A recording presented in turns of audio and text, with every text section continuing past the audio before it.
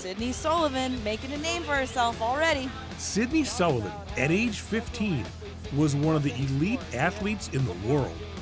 In 2015, she won the Reebok CrossFit Games in her age category.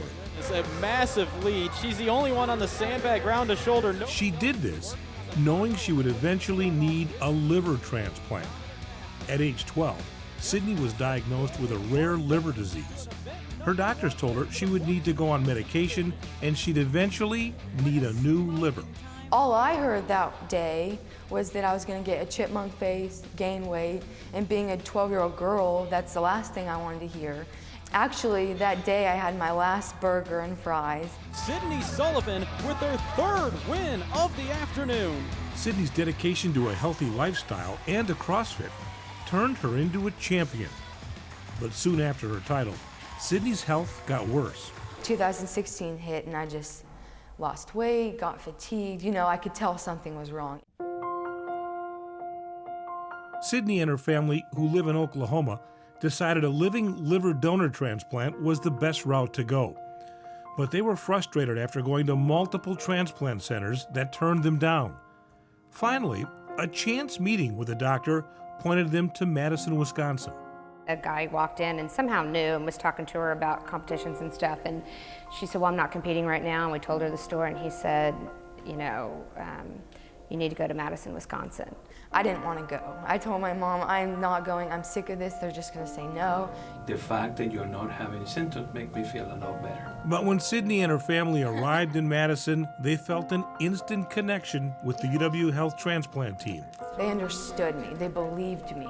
Here, they just, sorry. They like understood where I was coming from and really, you know, had feelings and felt what I felt almost. Numbers are perfect. Sydney's brother Tommy was the best match and didn't hesitate to be a donor. But living donor liver transplants are more rare and difficult. But Tommy felt confident in the transplant team. The nurses we talked to, the people, the receptionists, the people who just like were hooking me up to the EKG, which is like one of the smaller tests, it all came together. It wasn't one specific person. On March 28, 2017, Dr. Luis Fernandez and his team transplanted a part of Tommy's liver into Sydney. Soon after, they got to reconnect. It was the best feeling. It really was, just to see both of them. It was great. Seeing her was great. It all just went so fast and smooth that, you know, we didn't have the time to really think about it. Nice work, Sid. Of course, Sydney couldn't wait to get back to CrossFit, and just 3 months after her surgery, she was cleared for all activities. Dr. Fernandez said, you can do anything.